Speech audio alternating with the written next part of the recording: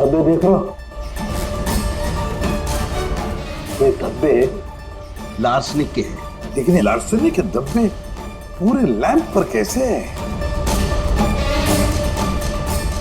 Boss, हुआ ये होगा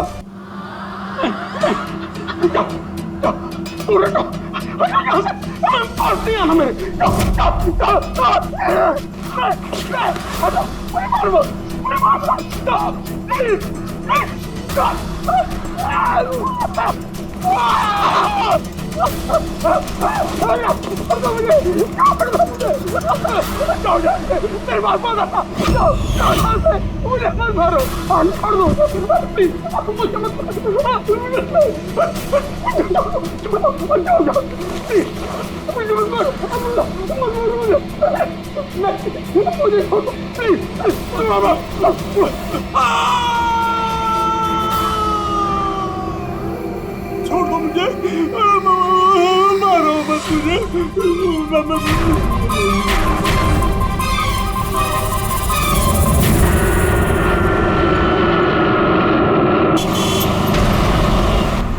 थोड़ा जल्दी चलाओ।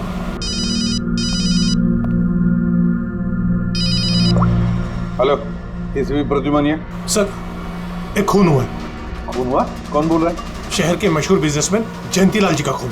जयंतीलाल जी का खून हुआ? कौन बोल रहा है ये? देखिए सर, मैं कौन बोल रहा हूँ ये इम्पोर्टेंट नहीं है।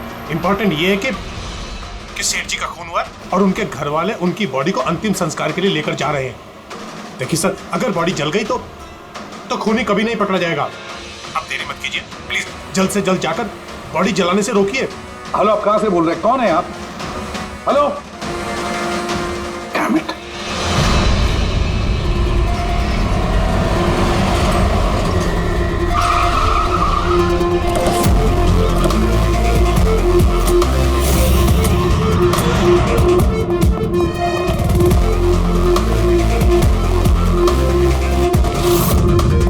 अरे कौन है आप लोग?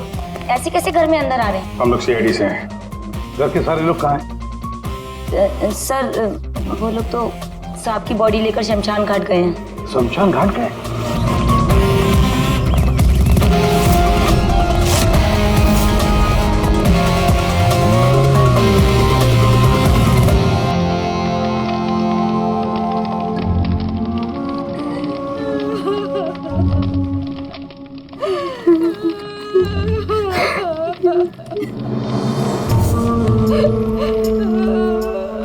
क्या बताऊं मैं, यकीन नहीं हो रहा कि जयंती भाई अब हमारे बीच नहीं है। 15 साल पुरानी दोस्ती थी मेरी। वो तो मेरे बड़े भाई जैसे थे। पता नहीं ये सब कैसे अचानक से हो गया।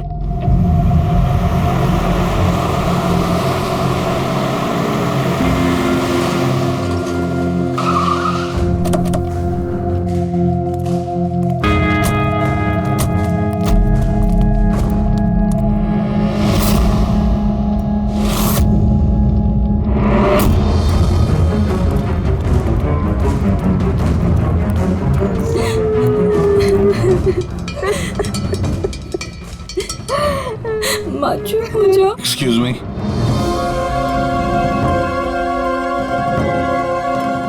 देखिए हम लोग सीआईडी से हैं। जयंतीलाल जी के परिवार वालों से मिलना चाहते हैं। मैं जयंतीलाल जी की पत्नी दीपा। दीपा जी, हमें पता है ये सही समय नहीं है पूछताछ करने की, मगर क्या करें, वो जयंतीलाल जी की मौत के बारे में हमें कुछ पूछताछ करनी है। पूछिए, क्या पूछना चाहते हैं आप लोग? आप सुशील जयंती, उनका बड़ा बेटा। सुशील जी, हमें खबर मिली है कि आपके पिता की मौत एक नेचुरल डेथ नहीं थी, उनकी हत्या हुई है। क्या? ये कैसे हो सकता है? हम डॉक्टर सूरज, मैं जयंतीलाल का फैमिली डॉक्टर हूँ। मैंने ही कल रात उनको चेक करके उन्हें डेथ सर्टिफिकेट दिया था। He died a natural death। ये सही कह रहे हैं। जयंती भाई की मौत सभी घर वालों के सामने ही तो हुई थी, और इतने सालों से मेरा इस परिवार से रिश्ता है। वो लोग झूठ क्यों बोलेंगे? तो आप लोगों ने इतनी जल्दी में बॉडी क्यों जला दी? तो क्या ये भी गुनाह है? इतने महीनों से पिताजी बीमार थे, कितने इलाज किए, कितनी कोशिशें की, नहीं बचे वो। देखिए, हमें इंफॉर्मेशन मिली है कि जयंतीलाल जी की हत्या हुई है। क्या? हमने आपके पड़ोसी से भी पूछा, उन लोगों ने भी कल रात जयंतीलाल जी के चिल्लाने की आवाज सुनी थी। देखिए, पड़ोसियों ने जो कहा वो सही है, लेकिन उनको या आप लोगों को सही बात नहीं पता है। और वो सही बात क्या है? पिछले 3 महीने से डैडी की दिमागी हालत भी ठीक नहीं थी। वो ना सिर्फ लोगों को और बातों को भूलने लगे थे, बल्कि उनको हेलुसिनेशन यानी भ्रम हो गया था। गलत सही, सच झूठ का फर्क उनको समझ में नहीं आ रहा था। दौरे पड़ने लगे थे उनको लगने लगा था जैसे उनको कोई मारने वाला है। कल रात भी उनको ऐसा ही दौरा पड़ा था।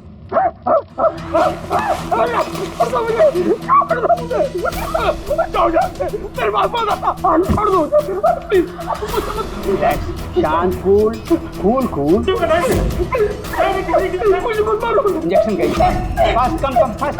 डैडी, शांत, रिलैक्स। कुछ नहीं होगा। पापा संभालो क्या? अरे यार, क्या कर रहे हो?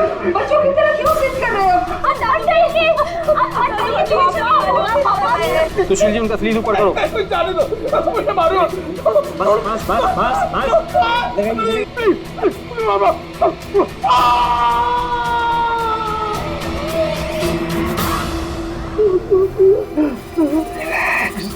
और इस बार अटैक इतना बड़ा था कि मुझे उन्हें बेहोशी का इंजेक्शन देना पड़ा और 2 घंटे बाद उनकी मौत हो गई। मैं आपको सारी डिटेल्स दे सकता हूँ, उनकी मेडिकल रिपोर्ट्स, मेडिकल हिस्ट्री, दवाइयाँ, सब कुछ दे सकता हूँ मैं आपको। हो गई तसल्ली आपको? अब हम अपना काम कर लें। इतनी जल्दी भी क्या है हेमंत? जरा सच तो सामने आ जाए।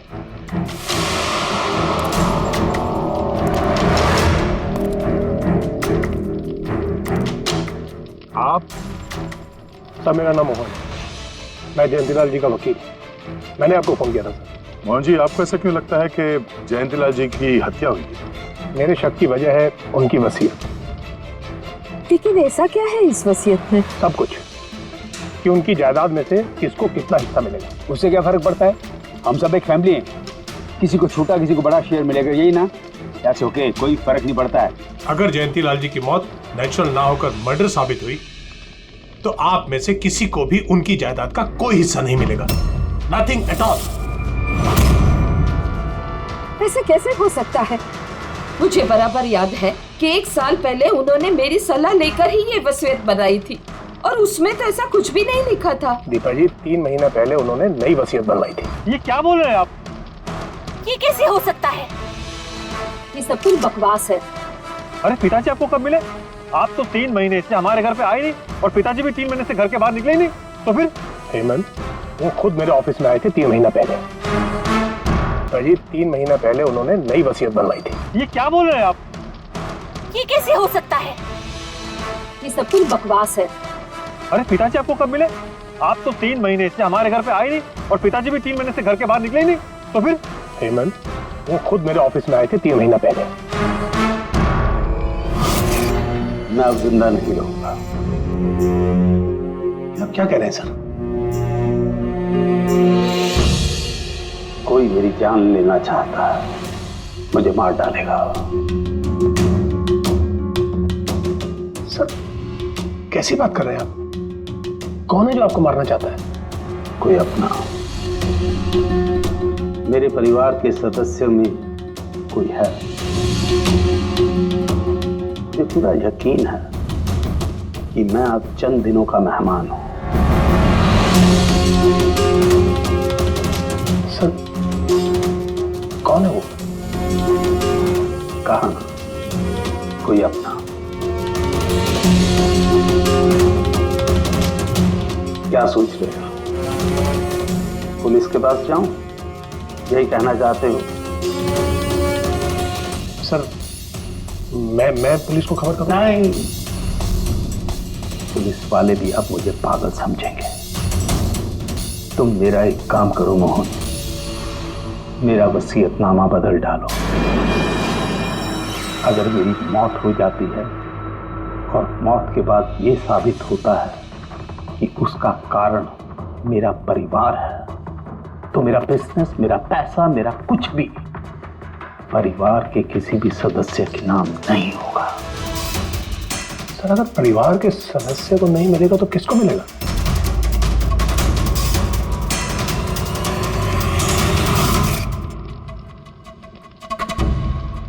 हमें नहीं तो किसे मोहन? जायदाद किसको मिलेगी? और सीआईडी को।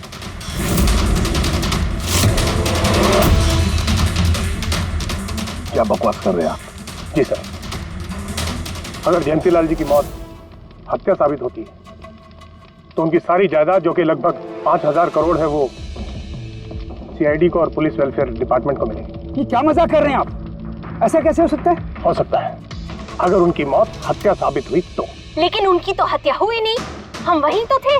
जो कुछ भी हुआ हमारे सामने हुआ है। उनकी हत्या हुई है या नहीं वो हम पता लगा लेंगे। अरे आप कैसे पता लगाएंगे? बॉडी तो है ही नहीं। बॉडी जल चुकी तो क्या हुआ, राख तो है। जब तक ये केस सुलझती नहीं तब तक जयंतीलाल जी की राख हमारी कस्टडी में रहेगी। अरे लेकिन सॉरी मैम।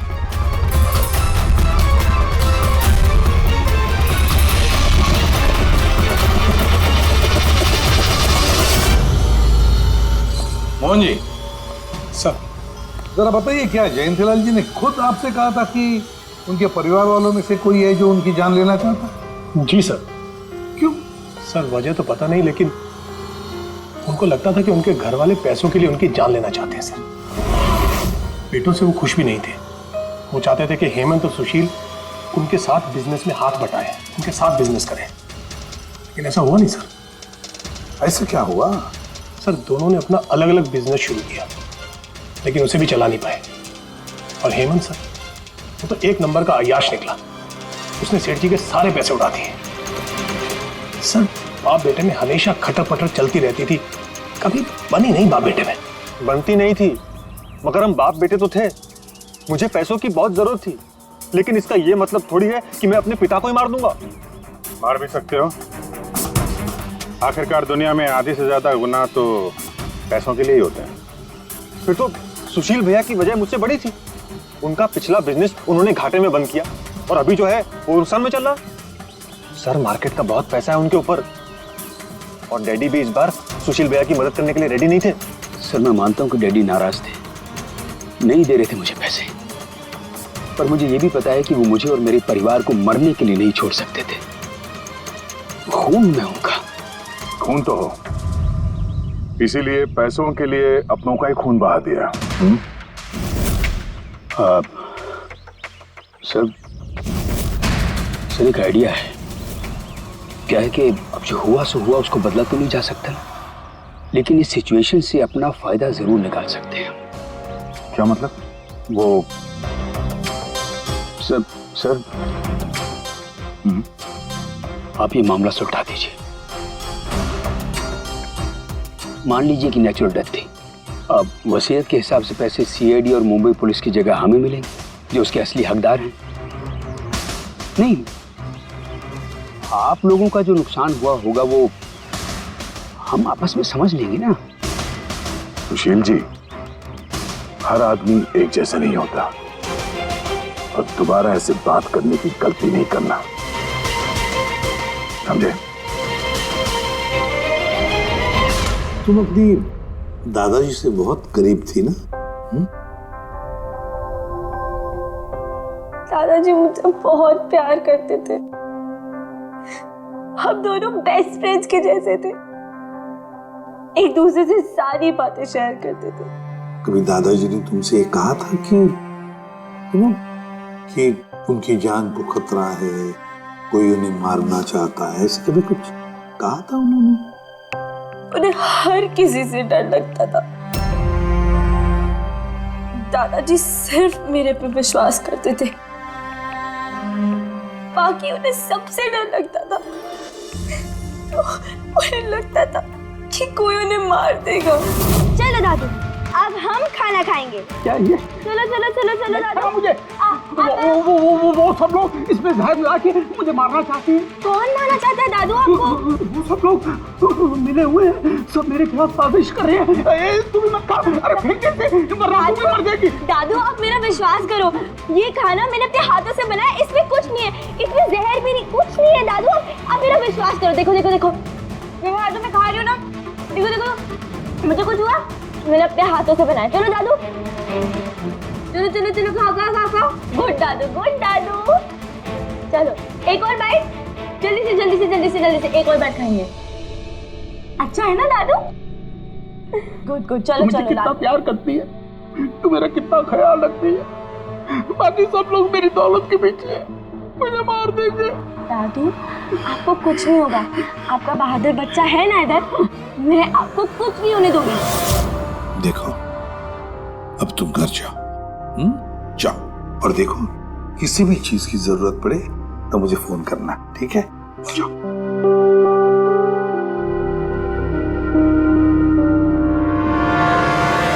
हाँ सारुके, बता क्या निकला राख में से? बॉस, राख में से बड़ी जबरदस्त बात निकली है। हालांकि इस राख ने मुझे कम परेशान नहीं किया, लेकिन मैंने भी इसका मुंह खुलवा ही लिया, है ना? तो फिर बता दे यार। बताता हूं। तारिका। हाँ सर, हमने इस राख का स्पेक्ट्रोस्कोपी टेस्ट किया, फिर रिपोर्ट से बात साबित हो गई है बॉस कि जयंतीलाल की मौत नेचुरल नहीं है, जयंतीलाल को मारा ही गया। क्या कहा तुमने? जयंतीलाल की मौत नेचुरल डेथ नहीं थी? नहीं। कैसे समझे? कैसे मारा? लार्सनिक से। लार्सनिक? जयंतीलाल की राख में हमें लार्सनिक मिला है बॉस। राख में से लार्सनिक? सर कुछ केमिकल्स और हेवी मेटल्स, धातु ऐसे होते हैं जो जलने पर भी नहीं खत्म होते।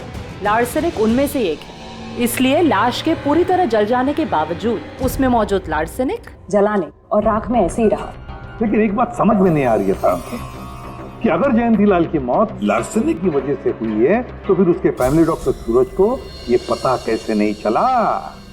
पता कैसे नहीं चला? उसने नेचुरल डेथ का सर्टिफिकेट इश्यू किया ही कैसे और क्यों?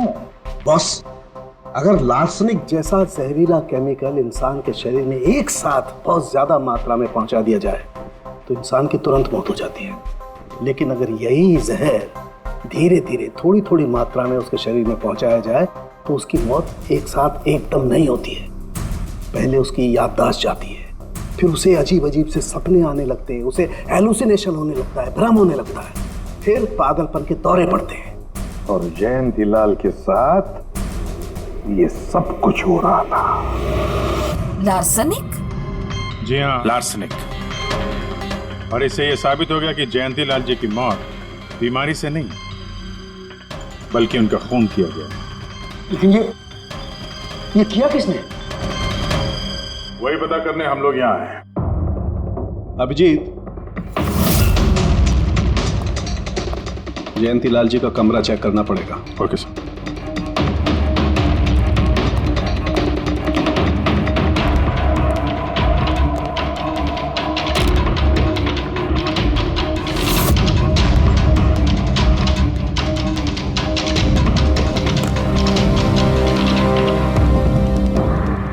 हम पे शक कर रहे हैं?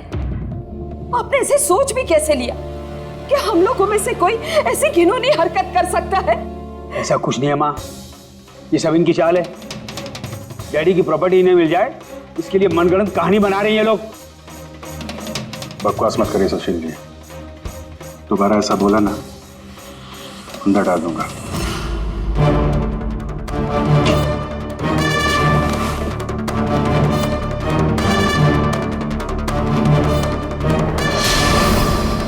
आप धमकाकर हमें चुप करा सकते हैं लेकिन कुछ साबित नहीं कर सकते। एग्जैक्टली। आप लोग ये सब कुछ उन 5,000 करोड़ के लालच में कर रहे हैं ना? बोल चुके आप लोग, अब बस सीआईडी को अपना काम करने दीजिए। क्या मजाक नहीं चल रहा है? एक आदमी का खून हुआ है, खून। तो आप सबकी भलाई इसी में है कि हमारे साथ कोऑपरेट करें। अच्छा, अब सीआईडी धमकाने भी लगी है। ये धमकी नहीं है, ये आशी आशीष आशी बेटा, आशी क्या हो गया? आशी बेटा, आशी बेटा उठो। आशी आंखें खोलो, क्या हो गया तुम्हें? आशी आशी बेटा क्या हो गया? अरे जरा देखो इसे भी, क्या हो गया मेरी बच्ची को? आशी क्या हुआ? आंखें खोलो। आशी बेटा, आशी आशी आशी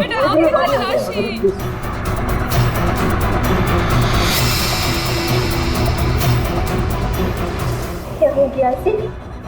आशी इसे हॉस्पिटल ले जाना पड़ेगा फौरन। हाँ पंकज, क्या? माय गॉड, ये अच्छा ठीक है। क्या हुआ? ये डॉक्टर सूरज ने आशी के कुछ टेस्ट किए थे, पता चला कि उसके खून में भी लार्सेनिक है। लेकिन सर, लार्सेनिक आशी के खून में पहुंचा कैसे होगा? सर ऐसी कोई कॉमन चीज जो जयंतीलाल जी और आशी दोनों के कांटेक्ट में आई हो? खाना। अब आशी ने बताया था ना कि कुछ दिनों से जयंतीलाल जी का खाना वो खुद टेस्ट कर रही थी। नहीं नहीं, बस खाना नहीं, ये कुछ और है। ये सालू के साहब, ये आपको कैसे पता चला? बताता हूं, बस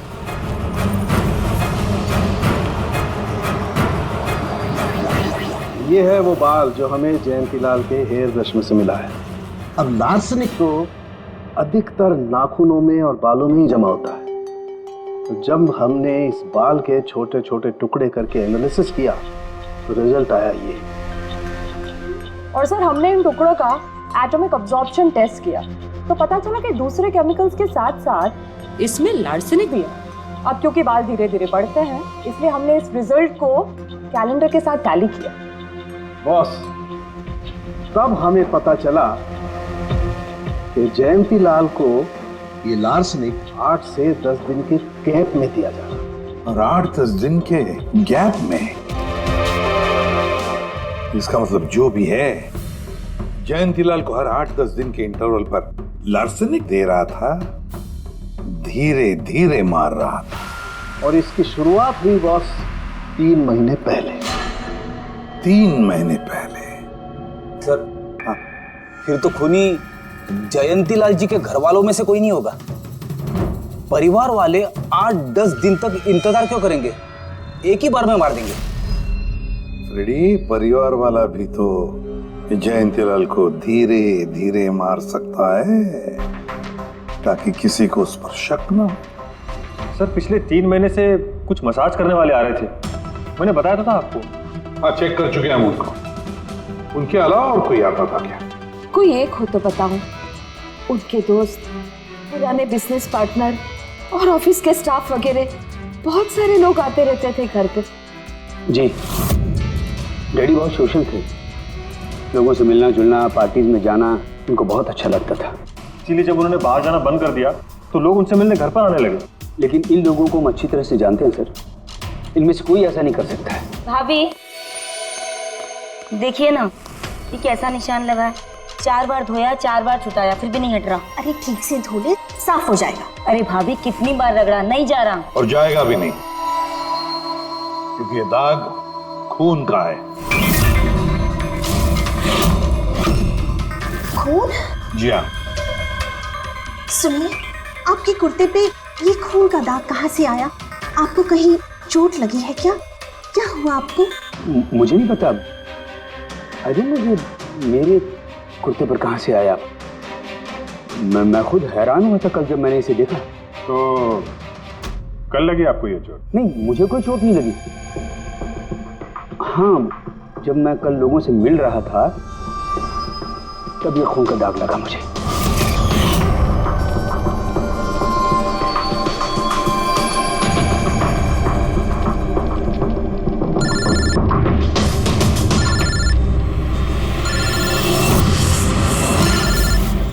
बिना चोट खून के धब्बे, अजीब बात है। वही तो। और कुछ हुआ था कल? कोई खास बात? नहीं सर, और कोई खास बात नहीं। साहब एक बात अजीब हुई थी। क्या? कल सुबह मुझे गार्डन में कांच के कुछ टूटे हुए टुकड़े मिले थे। कांच के टूटे हुए टुकड़े, तो फिर? साहब उन टुकड़ों में खून लगा हुआ था। क्या? कांच के टुकड़ों में खून लगा हुआ था? जी। कहाँ पर है वो? वो तो मैंने कचरे के डिब्बे में डाल दी। इस कुर्ते पे खून, कांच के टुकड़े पे खून। कहाँ देखे थे वो कांच के टुकड़े तुमने? ये देखिए, यहाँ पर मिले थे मुझे कांच के टुकड़े। यहाँ पर? जी।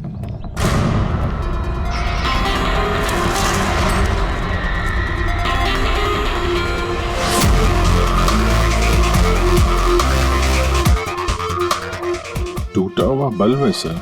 बल्ब का टुकड़ा मिला क्या उसके?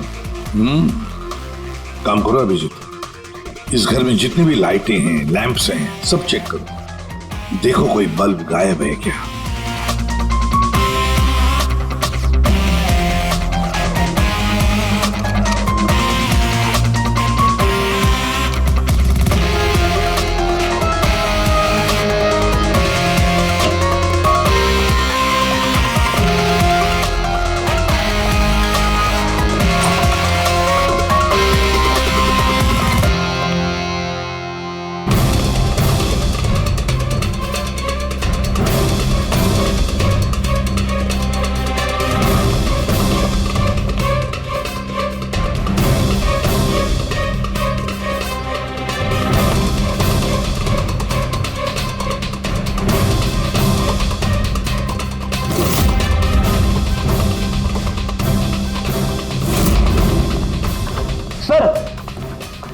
सब जगह देख लिया, कांच का टूटा हुआ सामान कहीं पे भी नहीं है। सर कुछ नहीं मिला।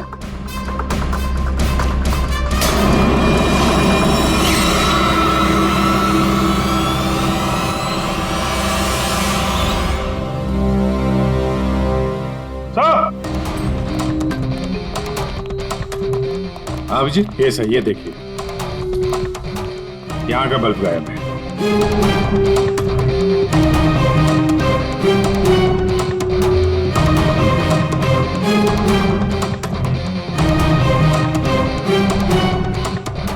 बड़ी अजीब बात है, ये लैम्प तो बिल्कुल ठीक था। मैं और दादू इस लैम्प के नीचे काम भी किया करते थे, और जिस तरह दादू की मौत हुई तब भी ये लैम्प ठीक था, इसमें बल्ब था और ऑन था।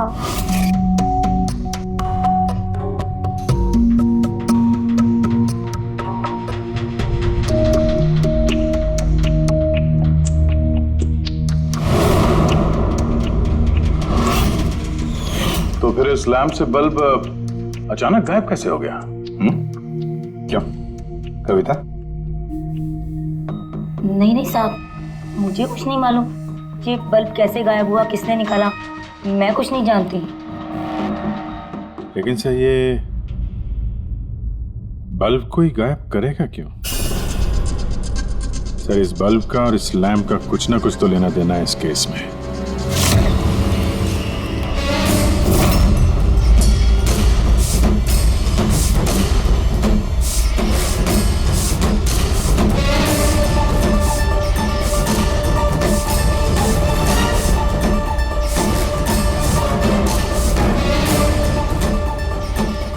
बॉस, ये धब्बे देख रहा, ये धब्बे लार्सनिक के हैं। लेकिन ये लार्सनिक के धब्बे पूरे लैंप पर कैसे हैं? बॉस, हुआ ये होगा, खूनी जयंतीलाल जी के घर पे आता होगा हर 8 या 10 दिन में। नमस्ते साहब, साहब ऊपर है अपने कमरे में।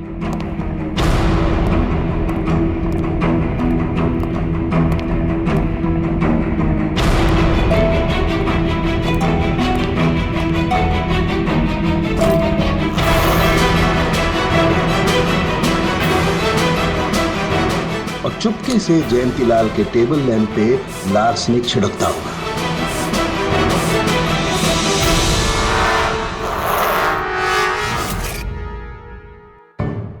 शायद जयंतीलाल जी हमेशा इस टेबल पर बैठ करके काम किया करते थे।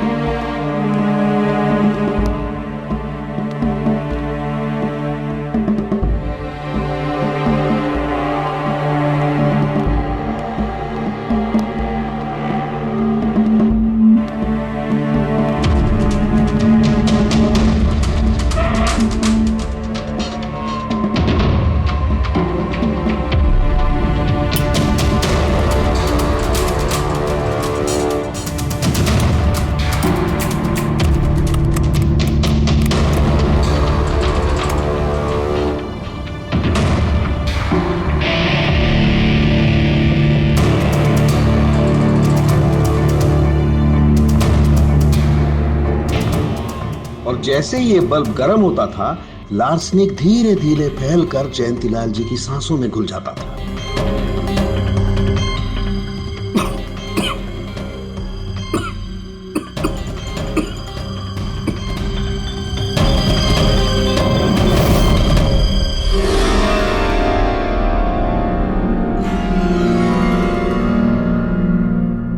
सालों के साथ आशी को लार्सेनिक का इतना असर क्यों नहीं हुआ? उसे लार्सनिक का इतना असर इसलिए नहीं हुआ फ्रेडी, क्योंकि वो यहाँ हमेशा नहीं रहती थी। कभी कभी आती थी अपने दादाजी के पास। यार, ये जो भी कोई है, इस जयंतीलाल के और घर वालों के करीब का ही कोई है, इसलिए वो जयंतीलाल की मौत के वक्त यहाँ मौजूद था, और मौत होने के बाद सबूत मिटाने के लिए उसने उस लैंप में से वो बल्ब निकालकर अपने जेब में रख दिया होगा। और फिर सभी घर वालों से मिलते वक्त सुशील जी को भी अपने गले लगा लिया। जैसे सुशील को उसने गले लगा लिया, उसके जेब में जो उसने बल्ब छुपा के रखा होगा वो फूट गया, जिसकी वजह से उसके कमर में जख्म भी हुई, और उस जख्म से जो लहू निकला, जो खून निकला, वो सुशील के कपड़ों पर आया। मतलब सर, खूनी घर वालों में से कोई होगा? नहीं फ्रेडी, घर वाला तो नहीं लगता, और घर वाला होता तो बस जेब में रख के थोड़ी ना घूमता। ये तो कोई ऐसा आदमी है जिसके पास वही एक मौका था सबूत मिटाने का, वो चंद मिनट। घर वाला तो कभी भी निकाल लेता। सर, उस दिन तो कितने लोग आए थे यहाँ, खूनी का पता कैसे चलेगा? सर, उस दिन मीडिया के लोग भी आए थे। कौन आया कौन गया ये सब रिकॉर्ड तो किया ही होगा उन लोगों ने। तो चलो देख लेते हैं किस किस ने सुशील जी को गले लगाया था।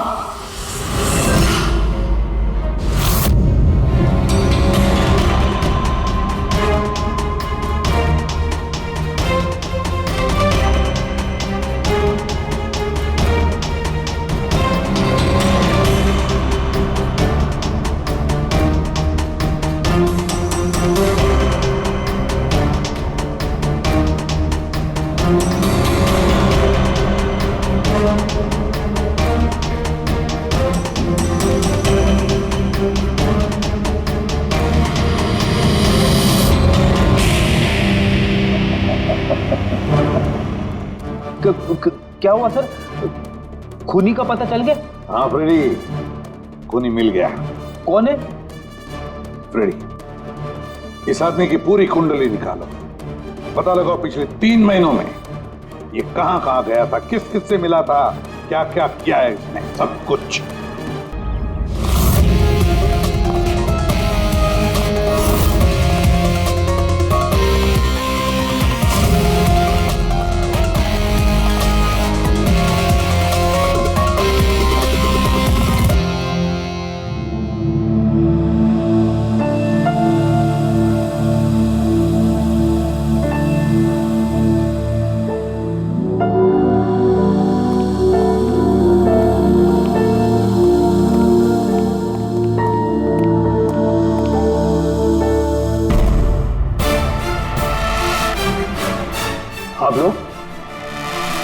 आप लोग फिर यहाँ? खूनी का तो पता चला नहीं होगा, कुछ छानबीन रहेगी होगी। नहीं सुशील जी, कोई छानबीन नहीं बची है। खूनी का पता चल गया, और खूनी अभी इसी वक्त यहाँ हम सब के बीच मौजूद है। क्या? कौन है वो?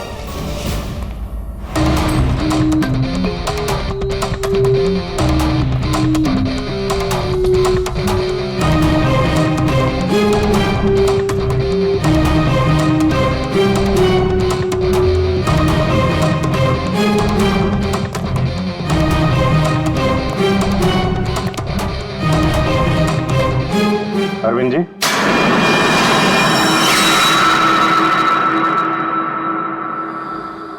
थोड़ा उठेंगे आप? मैंने क्या किया? अरविंद जी, आपने क्या किया इसका तो पता हमने लगा ही दिया। बस अब आपके कारनामे हम आप ही के मुंह से सुनना चाहते हैं। क्या बकवास है ये? आप मुझ पर इल्जाम लगा रहे हैं। आपको क्या लगता है कि मैंने जयंती को मारा? अभिजीत, मौका मिला था, मान जाते तो सबके सामने कपड़े नहीं उतरते। जरा एक कुर्ता उठाना। क्यों? अरे उठाओ सर। क्यों?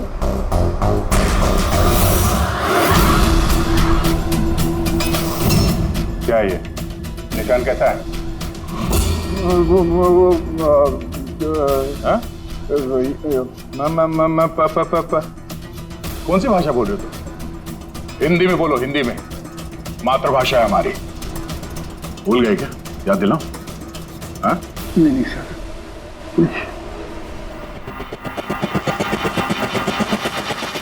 बताता हूँ। नफरत करता था मैं जयंती से। 5 साल पहले हमने एक बिजनेस शुरू किया था। आज ये इतना बड़ा 5000 करोड़ का एम्पायर है ना, वो मेरे मेहनत की कमाई थी। मैंने अपनी जिंदगी की सारी जमा पूंजी इस बिजनेस पे लगाई थी, पर जयंती की नीयत में खोट थी। उसने मुझे धोखा दिया, मुझे मेरी कंपनी से निकाल दिया। तब मैंने सोचा कि जब मौका मिलेगा तो मैं इसका हिसाब चुकता करूंगा। और वो मौका तुम्हें मिला 3 महीने पहले एडवोकेट मोहन के ऑफिस में, जहां पर जयंतीलाल जी भी आए थे और तुमने चुपके से उन दोनों की बातें सुन ली थी। अगर मेरी मौत हो जाती है और मौत के बाद ये साबित होता है कि मेरी किसी ने हत्या की है, तो मेरा बिजनेस, मेरा पैसा, कुछ भी मेरे परिवार के किसी भी सदस्य को नहीं मिलेगा। सर, अगर परिवार के सदस्य को नहीं मिलेगा तो किसको मिलेगा? सीआईडी को, जो मेरा मर्डर इन्वेस्टिगेट करेगा। मुझे लगा अच्छा मौका है। जयंतीलाल को मारूंगा मैं और शक जाएगा उसके परिवार पर। और इसीलिए तुमने जयंतीलाल की तरफ दोस्ती का हाथ बढ़ाया, एक नया प्रपोजल लेकर। क्यों? मेरे दिमाग में एक आइडिया था जिसके लिए मेरा उसके घर बार बार जाना जरूरी था।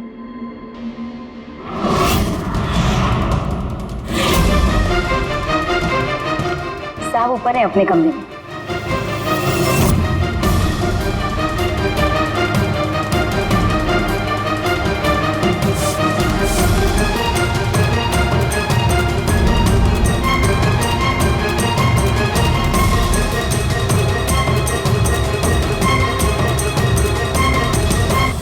लेकिन एसीपी साहब, आपको इन पे शक कब हुआ? दीपा जी, जयंतीलाल जी की अंत्येष्टि के दिन जो मीडिया कवरेज हुआ था, जो मीडिया वालों ने वीडियो फुटेज लिया था, उसकी मदद से जयंतीलाल जी के अंत्येष्टि के दिन घर के बाहर जो इन्होंने कुर्ता पहना था, शमशान भूमि पर वो कुर्ता बदल दिया गया था, क्योंकि उस पर खून जो लगा हुआ था। क्यों Arvind ji?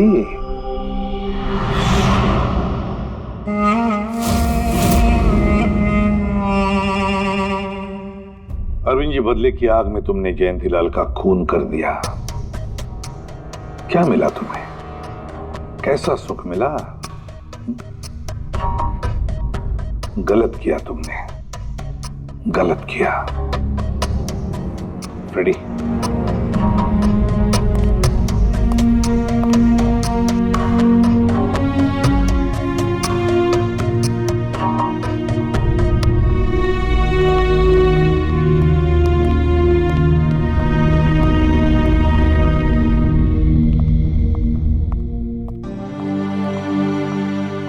You sir, thank you very much. And we are sorry, हम लोगों ने आपको काफी बुरा भला कहा। दरअसल हमें लगा कि पैसों के चक्कर में आप हम परिवार वालों को इस केस में कल्प्रिट बनाने की कोशिश कर रहे हैं। नहीं, कोई बात नहीं। एसीपी साहब, मैं मेरे पति की अंतिम इच्छा पूरी करना चाहती हूँ। सीआईडी और पुलिस वेलफेयर फंड में मैं डेफिनेटली डोनेट करूंगी। Thank you very much, thank you. Thank you so much sir.